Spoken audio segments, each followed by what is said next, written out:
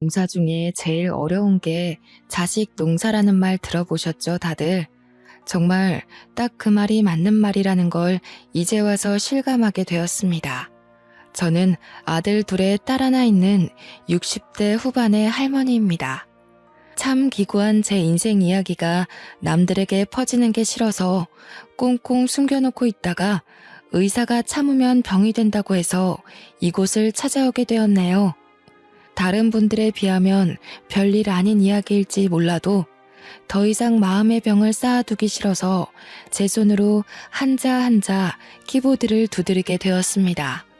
모쪼록 재미없는 이야기가 될지라도 끝까지 들어주시면 고맙겠습니다. 저는 3남매를 키우며 아주 열심히 살았습니다. 남편은 막내딸 낳고 초등학생도 되기 전에 하늘나라에 가버렸고 저는 죽을 힘을 다해서 아이들을 키워내야 했습니다. 하루 종일 나가서 이런 일 저런 일 안 해본 일 없었고 일을 하느라 정작 아이들에게 신경을 쓰지 못했다는 걸 시간이 흐르고 나서야 알게 되었습니다. 저는 3남매가 누구보다 돈독하고 서로를 아끼며 살고 있다고 착각을 했습니다. 아니, 어쩌면 제 바람이 저를 스스로 그렇게 가두면서 살았을지도 모르겠습니다. 엄마의 빈자리는 큰아들이, 아빠의 빈자리는 작은아들이 채워서 아이들끼리 서로를 의지하며 살기를 바랬던 걸지도 모르겠네요. 하지만 바람은 정말 저의 한날 흩어지는 소원이었을 뿐이라는 걸 나중에야 알게 됐습니다. 우리 첫째 아들이 완벽한 폭군이었다는 걸 알게 된 날, 저는 정말 기절하는 줄 알았습니다. 9살 먹은 막내딸에게 라면을 끓여오라 시켜서 딸이 고사리 같은 손으로 뜨거운 라면을 끓이다가 끓는 물을 쏟아 가슴팍에 화상을 입었을 때 그때 알게 되었죠. 울면서 둘째 아들이 저에게 전화가 왔을 때 저는 하던 일도 마무리 짓지 못하고 집으로 달려가야 했습니다. 찬물로 아무리 식혀봐야 우그러드는 살은 돌아올 생각을 하지 못했고 처지가 늦어지는 바람에 우리 딸은 가슴팍에 화상 자국을 평생 달고 살게 되었습니다. 저는 바보같이 그때서야 알게 되었죠.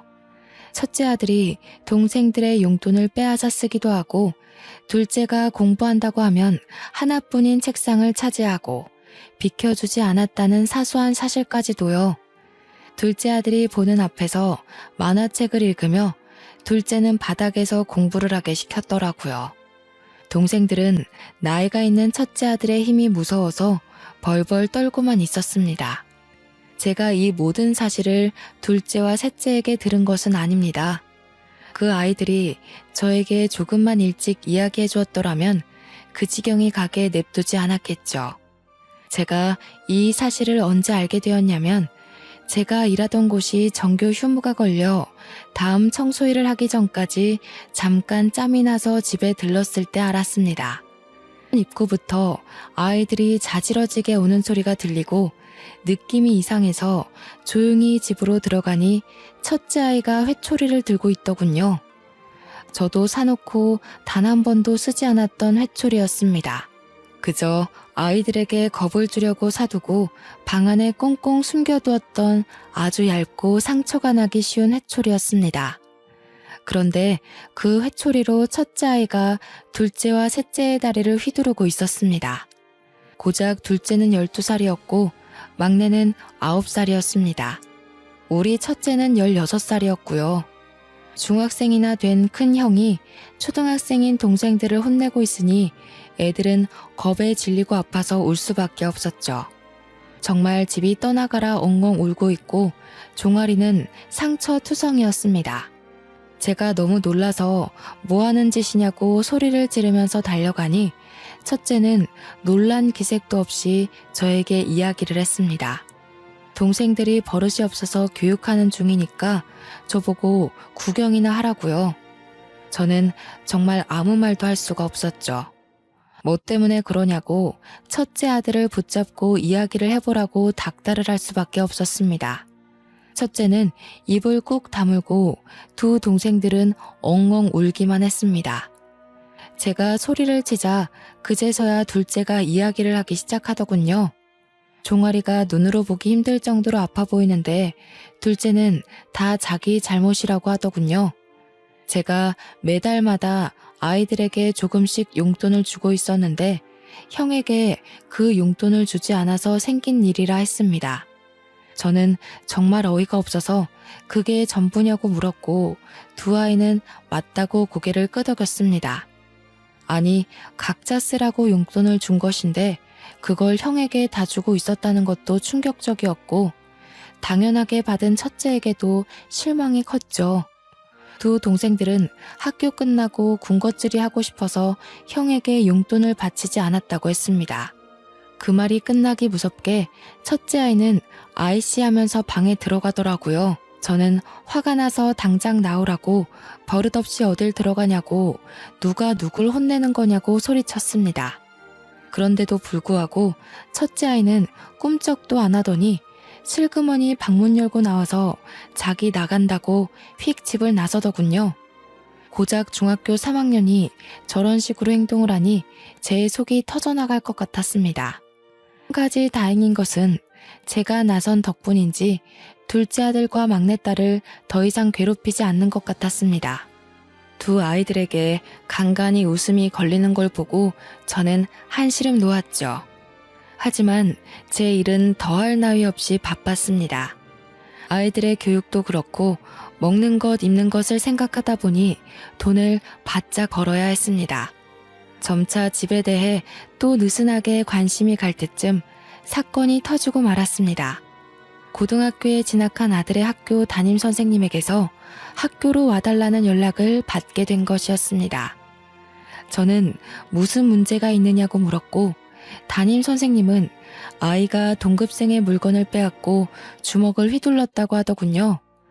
저는 놀라서 하루 일을 빼고 학교로 달려갈 수밖에 없었습니다. 학교 교무실에 도착하니 반성도 없이 껄렁하게 앉아있는 아들이 보이더군요. 저는 정말 쥐구멍에 숨고 싶었고 당한 아이들에게 너무나도 미안했습니다. 남편이 살아있었다면 우리 아들이 이렇게 엇나가진 않았을지도 모른다는 생각이 들어 처음으로 먼저 가버린 남편을 원망하기도 했습니다. 정말 번듯하게 잘 키우고 싶었는데 왜 우리 아들은 내 속도 모르고 이다지도 나를 힘들게 할까 하는 원망도 터졌고요. 눈물이 줄줄 흘러나오는데도 불구하고 우리 아들은 저에게 눈길 한번 주지 않고 딴청을 부리더군요. 제 속이 정말 문드러진다는 느낌이 어떤 느낌인지 절실하게 알 수 있었습니다. 도대체 같은 반 아이들의 물건을 빼앗고 괴롭히고 왜 그러는 거야? 어? 나는 사지도 못하잖아 저거. 필요한데 그럼 뭐 어떡해? 필요는 하고 돈은 없고 그럼 내가 저걸 가질 수 있는 방법은 좁해서 뺏는 수밖에 없는데 저는 아들의 말에 정말 기겁을 할 수밖에 없었죠. 생각을 해보셔요. 학교에서 문제를 일으켜 찾아갔더니 반성은커녕 저리 당당한 태도로 나오다뇨. 당연히 물건을 빼앗기고 괴롭힘을 당한 동급생과 그들의 부모는 우리 아들을 용서하지 않았습니다. 저는 정말 학교에서 공부를 좀 하라는 제 바람이 그렇게 큰 것인지 몰랐죠. 결국 학교에서는 근신 처분을 내렸고 어쩔 수 없이 첫째 아들을 데리고 집으로 돌아올 수밖에 없었습니다. 첫째 아들은 저에게 이제 와서 관심 갖는 척 하지 말라고 진즉 이랬으면 자기도 달랐을 거라며 저에게 원망을 뱉었습니다. 다 제가 애들을 먹여 살리겠다고 일을 하는 바람에 이렇게 된 건가 싶었고 저는 망연자실했죠. 하지만 한 가지 다행인 것은 첫째가 엇나가고 집에서 폭군처럼 굴 때마다 아무것도 하지 못하는 동생들이 책을 들여다본 덕분에 공부를 잘했다는 겁니다. 첫째 아이에게 걸었던 기대는 둘째와 셋째에게로 넘어가게 되었습니다. 용돈을 늘 첫째에게 빼앗기고 있는 것을 알게 된 이후로 저는 용돈을 몰래 주었습니다. 같은 날 일괄적으로 용돈을 주면 뒤에서 어떻게든 첫째 아이가 다 빼앗는 걸 똑똑히 알게 되었으니까요. 하지만 꼬리가 길면 밟힌다는 이야기 다들 아시죠? 동생들이 처음 보는 새 문제집을 가지고 있으니 당연히 첫째가 알게 되었습니다. 제가 둘째와 셋째를 위해 용돈도 몰래 주고 문제집도 사준다는 사실을요. 그러더니 어이가 없다는 듯이 왜 자식들끼리 차별을 하냐고 저에게 소리를 지르는 게 아니겠어요? 그래서 문제집 사라고 돈을 준 거라고, 억울하면 너도 공부를 하라고 저도 소리를 쳤습니다. 학생의 본분은 무엇보다 공부 아니겠습니까? 그랬더니 자기도 문제집을 사겠다고 돈을 달라고 하더군요. 저는 속는 셈 치고 아이에게 10,000원을 주었습니다. 그런데 그 돈 타가서 뭐라고 있었는지 상상이 가시나요? 바로 담배를 사서 담배를 태우고 있었습니다. 아무리 문제하여도 그렇지 고등학생이 떡하니 교복 입고 담배를 태우는 걸 보는데 정말 기가 막히더군요. 제가 등짝을 때리며 미친놈아 등신 같은 놈아 하고 욕을 해도 첫째 아들은 저를 싸늘하게 바라볼 뿐 자기 행동이 잘못됐다는 생각은 하지 않았습니다. 이렇게 문제가 심각한 아들은 날이 갈수록 사고만 치기 시작했습니다. 친구 오토바이를 타고 가다가 사고를 내지 않나, 슈퍼에서 과자를 훔치질 않나, 편의점에서 술이랑 담배를 사다가 경찰에게 잡혀가질 않나. 그러면서 저한테 하는 말이 다 제가 그렇게 만들었다는 겁니다.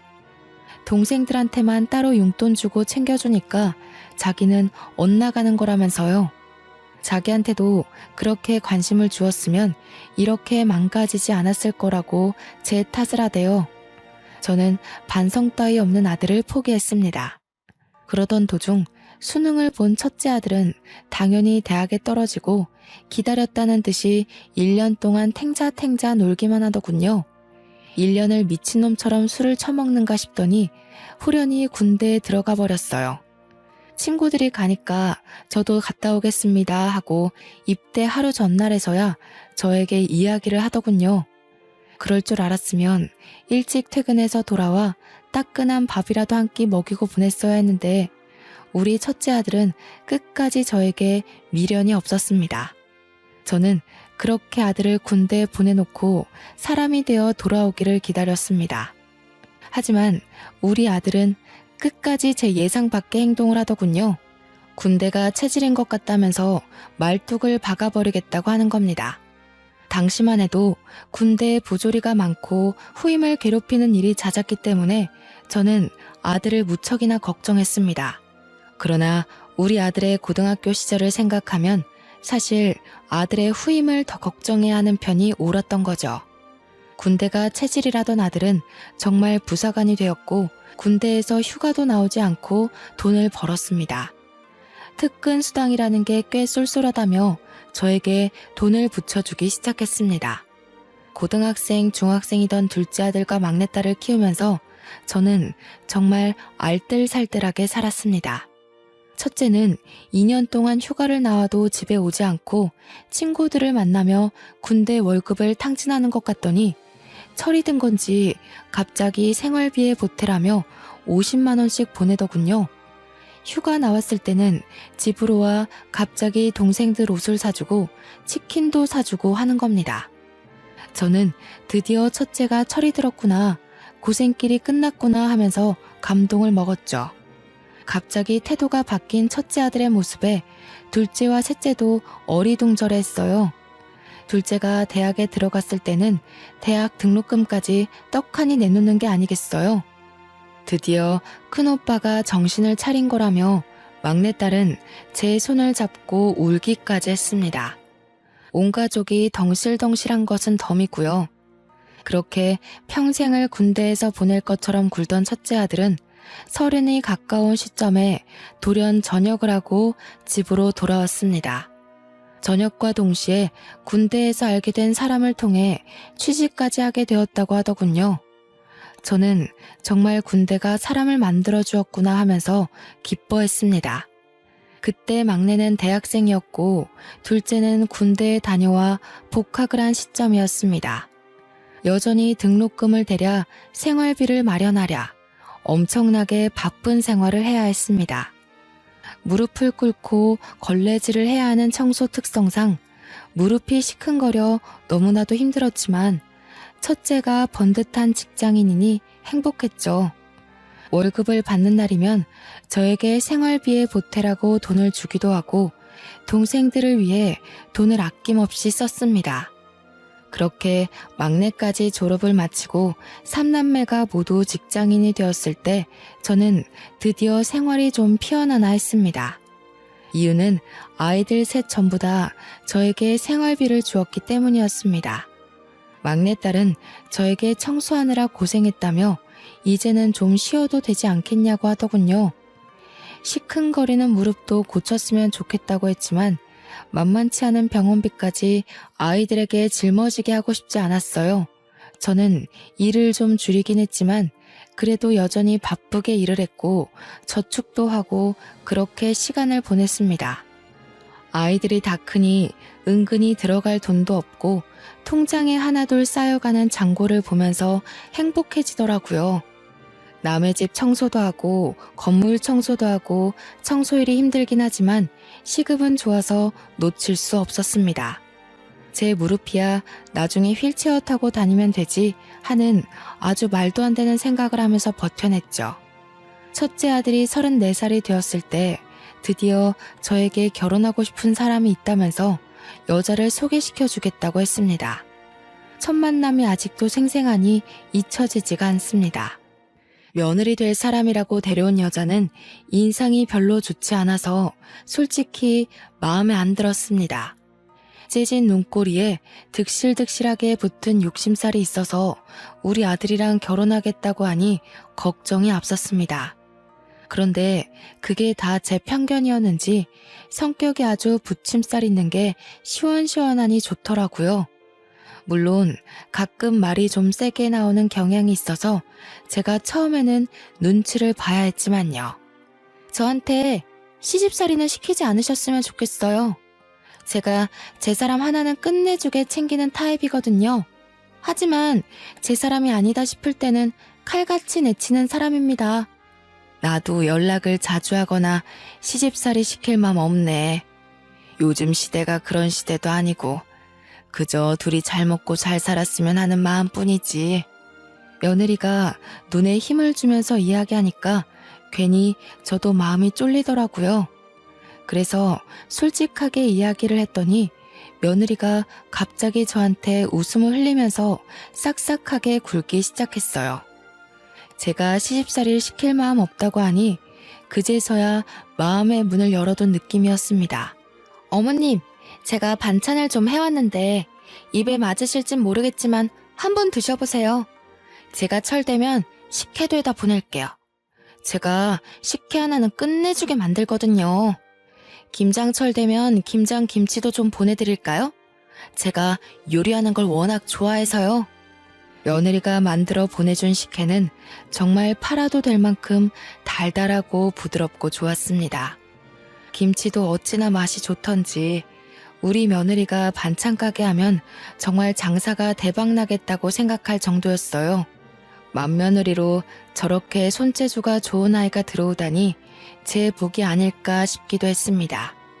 반평생을 속을 썩이던 첫째 아들에게 어찌 저리 좋은 인연이 나타났을까 싶기도 했고요. 그런데 우리 막내딸의 생각은 조금 달랐던 것 같습니다.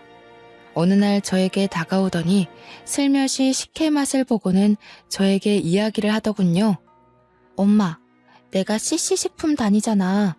그런데 아무리 생각해도 이 식혜가 우리 회사 제품 같아. 그리고 김치도 마트에서 파는 그 김치 같고. 막내딸의 이야기는 사온 상품을 대충 통에 옮겨 담고는 생색을 내는 것 같다는 이야기였어요.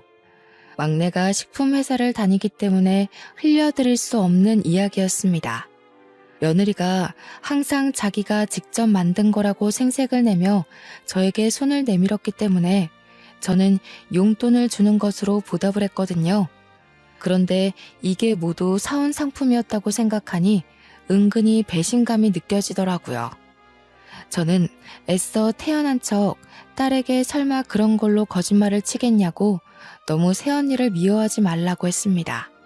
아무래도 막내딸은 큰아들에게 당한 것이 많으니 색안경을 끼고 볼 수 있겠다는 생각을 했기 때문이었어요. 그런데 몇 개월 지나서 첫째 아들이 저에게 오더니 더 이상 생활비를 보탤 수 없겠다고 하더군요. 그래서 왜 그러냐, 무슨 일 있냐고 물어보았습니다. 그러자 며느리가 임신을 했다는 경사로운 소식을 전하는 게 아니겠어요? 아이를 가져서 병원비도 그렇고 앞으로 태어날 아이를 위해 돈을 저축도 해야 하고 살 것도 많다고 하더군요. 저는 당연히 생활비를 더 이상 주지 않아도 된다고 했습니다. 어차피 저도 소소하게 벌고 있었고 둘째 아들과 막내딸이 계속해서 저에게 생활비를 보태고 있었으니까요. 첫째 아들이 저에게 생활비를 주지 않는다고 해서 제가 당장 굶어야 하는 것도 아니었고요. 저는 일을 조금 늘릴까 고민까지 했습니다. 손주가 태어나면 저도 아무것도 해주지 않을 수 없으니까 말이죠. 저는 손주를 볼 생각에 신이 나서 정말 매일 밤 어떤 아이가 태어날까 상상하며 잠들었습니다. 꿈에라도 한번 나타나주면 좋겠다. 우리 남편이 살아있으면 정말 좋겠다. 그런 생각을 하며 단잠을 잤습니다. 그런데 며느리가 임신을 하고 나서부터 오묘하게 태도가 바뀌는 게 아니겠습니까? 처음에는 싹싹하게 굴던 며느리가 시간이 지날수록 점점 저를 냉대하는 게 느껴졌습니다. 당연히 김치고 식혜고 보내는 일이 없어졌지만 저는 뭐 상관없었습니다. 심해서 음식 냄새조차 못 맡는 사람들이 있으니 우리 며느리가 몸이 힘든가 보다 하고 넘어갔죠. 사실 식혜고 김치고 애초부터 보내지 않아도 괜찮았던 것이니 우리 며느리에게 부담을 주고 싶지 않은 마음이 더 컸다고나 할까요? 그래도 몸이 안 좋은 거면 제가 뭐 좀 도와줄 게 없겠나 싶어서 아들에게 연락을 했죠. 아들, 요즘 며느리 몸이 많이 안 좋으니? 입덧이 많이 심한가 보구나. 매번 담던 김치도 식혜도 준비 못할 정도면 밥도 거의 못 먹는 거 아니니? 웬 김치랑 식혜요? 우리도 김치 사 먹고 있는데. 식혜 같은 건 원래 페트병으로 나오잖아요. 그거 사 먹으면 되는 거 아닌가요? 우리 막내딸의 예상대로 전부 대기업의 맛이었던 것이었죠. 솔직히 괘씸하지 않았다면 거짓말이겠지만 임신한 며느리한테 따지고 들 만큼 저도 치졸한 사람은 아니었기에 모른 척 넘어갔습니다. 그저 사왔다고 처음부터 이야기해도 고맙게 받았을 건데 직접 만들었다고 저를 속여가면서 용돈을 받아간 게 괘씸했던 거였죠.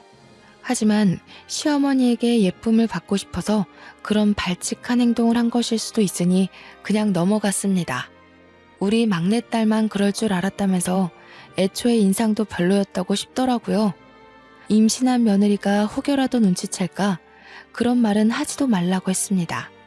그런데 막내딸뿐만 아니라 둘째 아들도 맏며느리가 별로였다고 슬쩍 끼어드는 겁니다.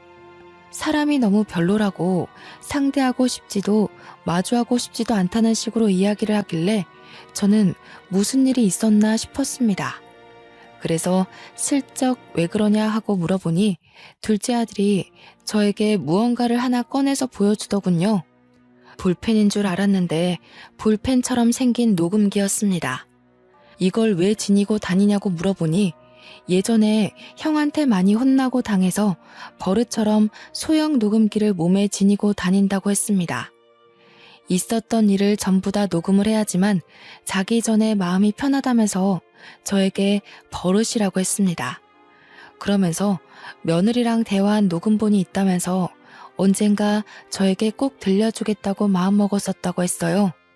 오늘이 그날인 것 같다면서 녹음해둔 대화를 틀어주는데 저는 너무 놀라서 기겁을 했죠.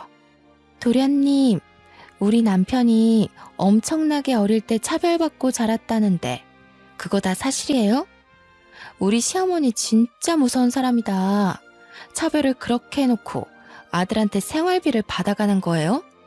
도련님은 문제집 살 돈도 주고 공부도 엄청 시켜줬다고 들었는데 맞아요? 우리 남편은 대학도 못 나오고 동생들 뒷바라지만 신나게 해줬다고 하던데 불쌍해라 정말. 군대 가서 말뚝 박은 이유도 시어머니의 동생들 먹여 살리느라 어쩔 수 없이 한 거라던데. 좀 그 힘든 곳에서 그렇게 열심히 일할 생각을 했을까? 설마 형한테 받은 거 전부 모른 척 할 생각은 아니죠? 조카 생기면 차별 대우 받으면서 챙긴 목까지 다 챙겨주셔야 돼요.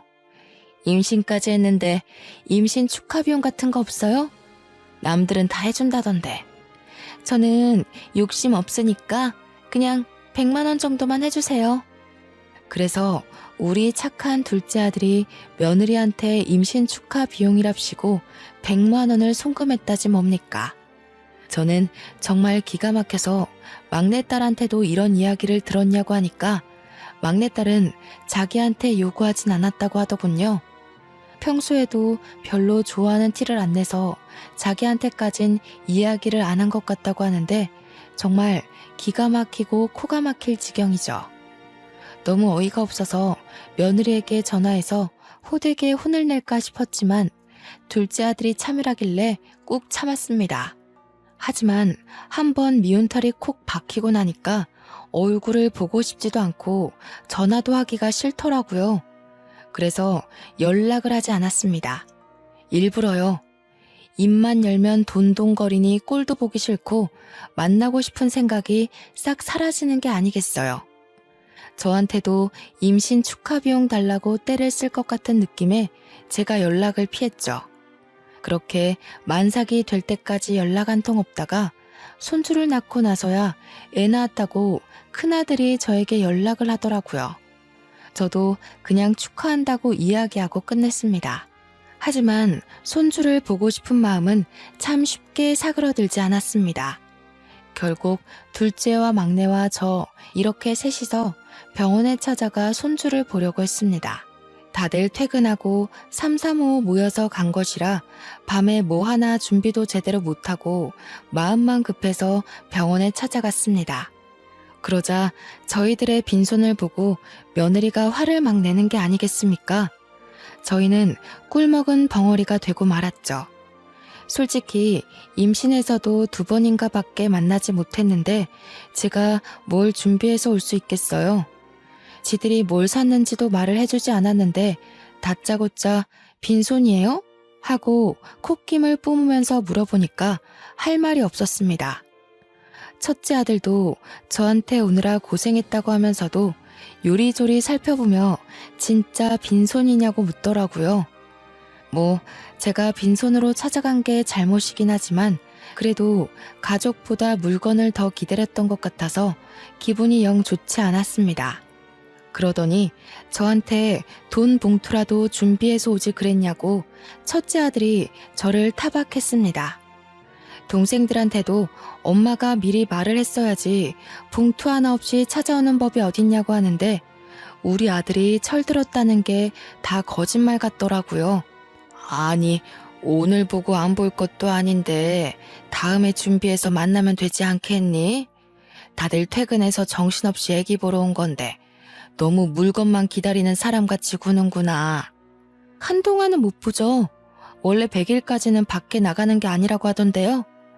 저희가 형수님 댁으로 찾아가면 되죠. 어머, 그게 무슨 소리예요? 무슨 병균을 묻히고 올지도 모르는데 집으로 찾아온다고요? 도련님, 너무 생각 없이 이야기하는 거 아니에요? 생각을 해봐요.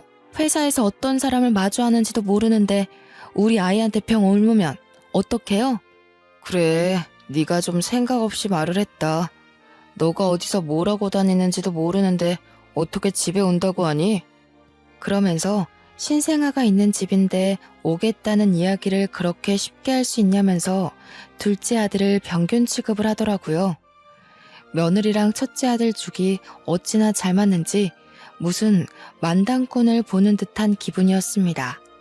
저희에게 빈손으로 왔다고 타박하는 말을 돌려서 하는 듯해서 저의 기분은 점점 가라앉았습니다. 군대에서 정신 차려서 돌아온 줄 알았더니 아들놈의 인성은 절대로 바뀌지 않는 건가 하고 생각하게 되었죠. 이래서 옛말에 여자를 잘 만나야 한다고 한다던데 꼭 예전에 지 같은 거 만나서 다시 돌아가나 싶었습니다.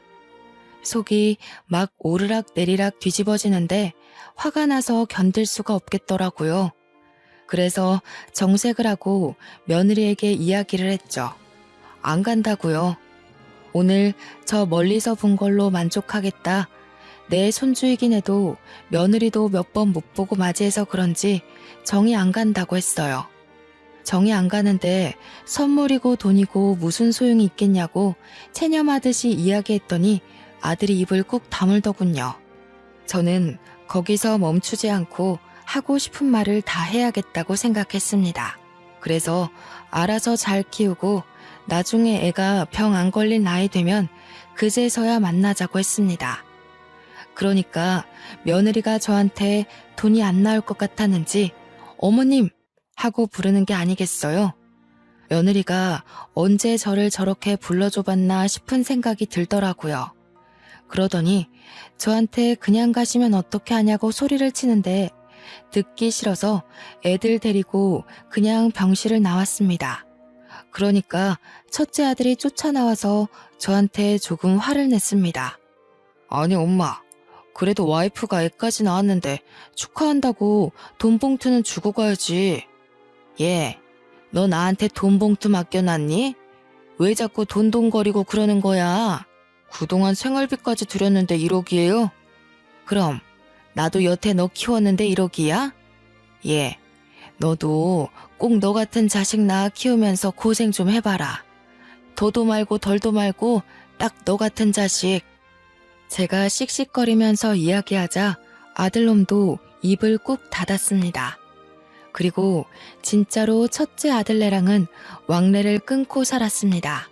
얼마나 오래 끊었냐 하면요. 둘째 아들과 막내딸이 결혼을 해서 각자 가정을 꾸릴 때까지도 연락을 하고 지내지 않았습니다. 애들도 줄줄이 손주들 낳고 사는데 그동안 첫째네랑은 특별한 일 없을 때는 만나지도 않았네요. 뭐 동생들 결혼할 때나 손주들 태어났을 때 빼고 명절에도 만나지 않았으니 얼마나 거리감이 느껴지는지 이해가 가시나요? 첫째 아들네는 벌써 애가 셋이지만 저는 그 셋의 얼굴도 구별 못할 만큼 만나지 않았습니다. 슬며시 왕래를 시작한 건 막내까지 애를 낳았을 때였어요. 명절이랍시고 찾아와서는 두런두런 지들 사는 이야기를 하는데 그것조차 곱게 보이질 않더군요. 전부 다 엄마 돈 내놔 하는 말로 들렸기 때문입니다.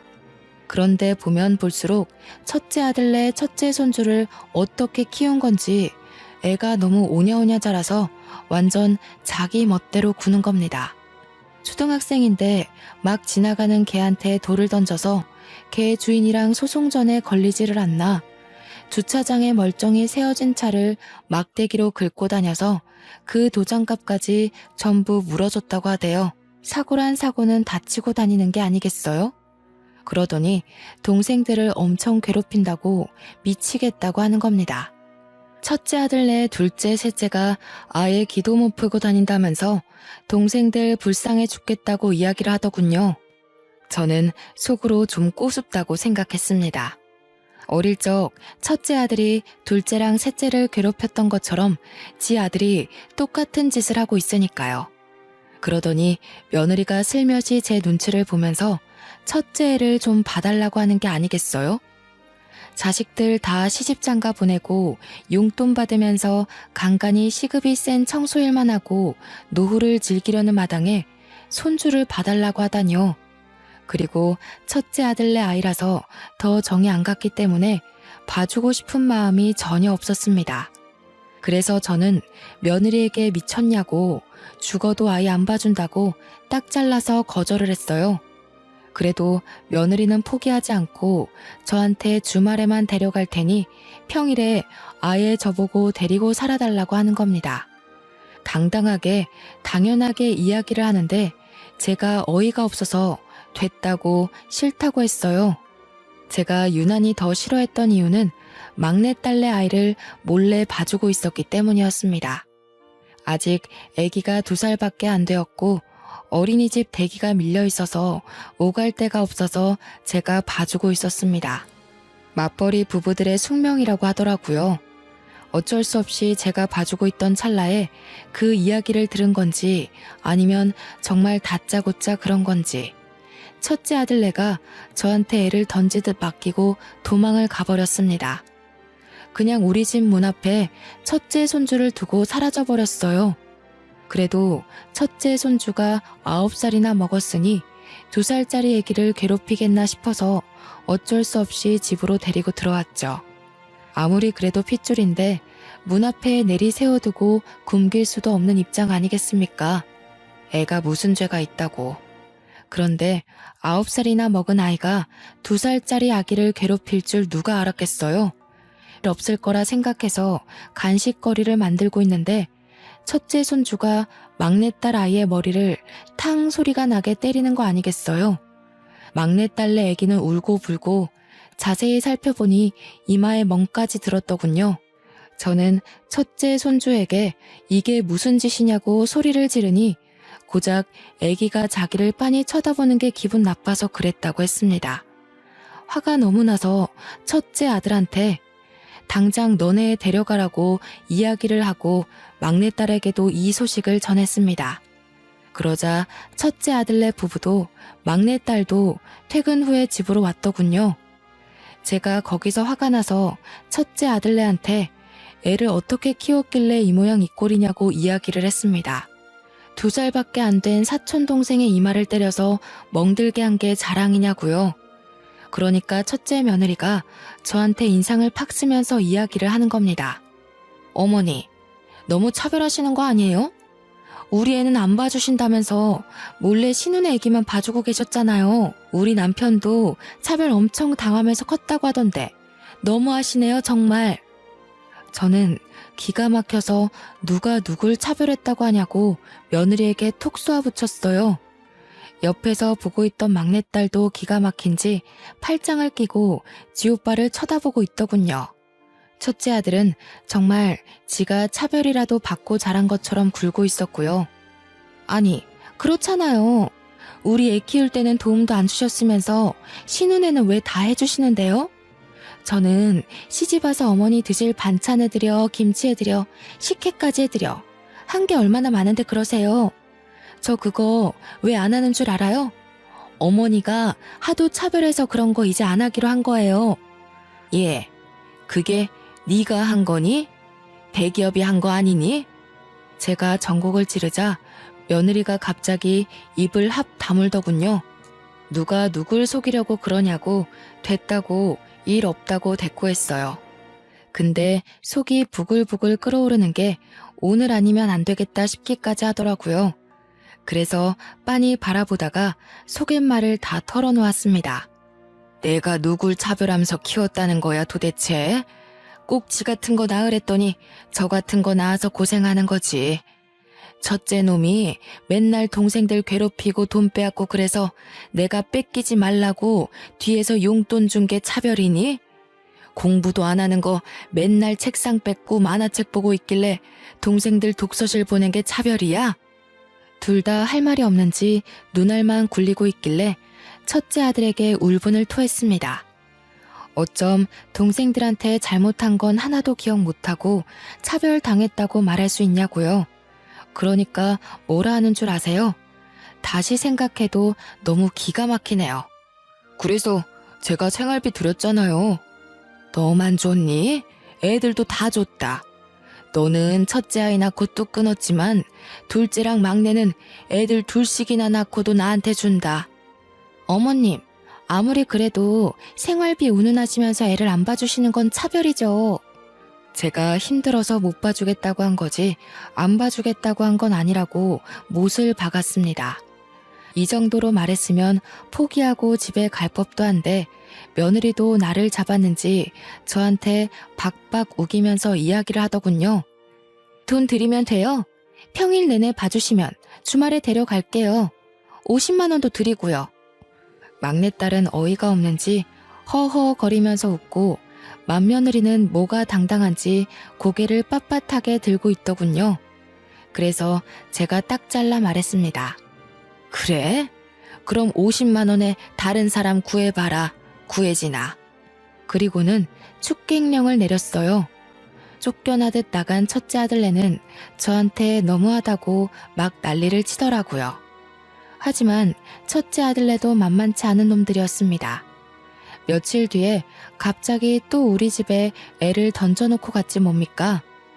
열이 받아서 며느리에게 전화하니 안 받고 제가 다음부터는 절대로 안 받아준다고 이야기를 했는데도 무시하더군요. 매일같이 우리 집 앞에 던져져 있는 첫째 손주를 보고 어쩔 수 없이 집으로 들이기를 반복했습니다. 그러다가 사고가 터지고 말았습니다. 첫째 손주가 우리 집이 2층 주택인데 거기서 위험하게 놀다가 아래로 떨어지고 말았습니다. 119를 불러서 가는데 다행히 머리는 다치지 않고 다리가 똑 부러져서 수술을 해야 한다고 하더군요. 혹시 모를 사태를 대비해서 수혈을 생각하고 혈액형을 알아야 한다고 하길래 아들이랑 며느리가 둘 다 A형이라고 A형일 거라고 했습니다. 그런데 긴가민가해서 검사를 해봐달라고 했어요. 근데 병원에서 A형이 아니라 AB형이라고 부모가 둘 다 A형이 맞냐고 물어보는 거예요. 절대로 AB형이 나올 수 없다면서 부모가 혈액형을 잘못 알고 있는 것 같다고요. 저는 순간 머리를 망치로 얻어맞은 듯한 기분이 들었습니다. 행동이 첫째 아들이랑 똑같아서 의심을 한 적이 없는데 생긴 게 아무리 봐도 아들을 안 닮은 거죠. 며느리가 성형이라도 한 줄 알고 조용히 모른 척 했는데 우리 아들의 아이가 아닐 수도 있는 거 아니겠습니까? 저는 아들에게 바로 이야기를 했고 제 의심을 지울 수 없어 유전자 검사를 맡겼습니다. 맏며느리가 전업주부임에도 애를 우리 집에 던지고 싸돌아다니는 것도 수상하고 그런데 정말 친자검사 결과에서 아들과 일치하지 않는다고 나온 겁니다. 첫째 아들이 열이 받아서 둘째와 셋째에게까지 모조리 다 검사를 했는데 친자 불일치가 떴어요.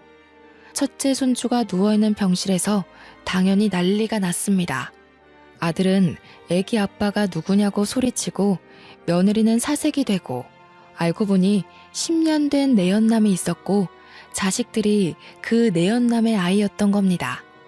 온 가족이 전부 뒷목 잡고 쓰러졌어요.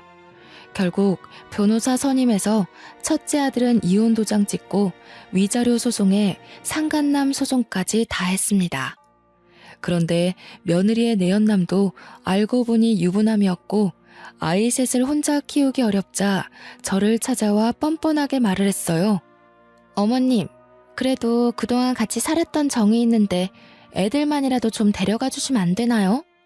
저 혼자 먹고 살기도 너무 빠듯해요. 아니면 아범 설득해서 양육비라도 좀 주라 하세요. 내가 왜 남의 씨를 키워주남? 그동안 정은 개뿔이다. 남의 아이들한테 왜 우리 아들이 양육비를 주니? 안 그래도 내일 변호사 만나서 파양 신청하기로 했다. 그러더니 그 뒤로 저를 몇 번이나 찾아와서 눈물로 읍소했다가 화를 냈다가 들어 누웠다가 하는 게 아니겠습니까? 나중에는 제발 받아달라고 사정사정하는데 결국 경찰에 신고하고 매몰차게 보내버렸습니다. 첫째 아들은 그날 이후로 제 눈치를 보느라 아무것도 못하고 죄송하다고만 하고 있고요. 솔직히 시간이 다 흐른 지금이라 꼴도 보기 싫지만 상심이 클 첫째 아들을 여태 끼고 살고 있습니다. 그냥 대면대면하게 서로 있는 듯 없는 듯 살고는 있지만 아들의 월급의 반 이상이 제 통장으로 들어오고는 있습니다. 제가 아들 이혼시키면서 생활비 보태지 않으면 데리고 살아주지 않겠다고 했거든요. 지금까지도 착실하게 제 말 듣고 제 눈치 보면서 잘 살고 있고요. 망한 자식 농사지만 그래도 앞으로 눈칫밥 먹으면서 살 듯 싶어 다행이라 생각합니다. 아들이 주는 생활비 한 푼 두 푼 모아 시큰거리는 제 무릎 제대로 고쳐볼까 합니다. 그거라도 해야 제 마음이 속 시원해질 것 같네요. 물론 의사 선생님 말대로 이렇게 풀어내니 한결 가벼워지긴 했습니다. 여러분, 마음에 안 드는 자식도 결국 내 자식이긴 하더라고요. 대신 단단히 마음 다잡고 한 방 먹여야 그나마 눈치라도 보고 사는 것 같습니다. 대한민국의 어머니들 모두 힘내시고 앞으로는 당당하게 삽시다. 감사합니다.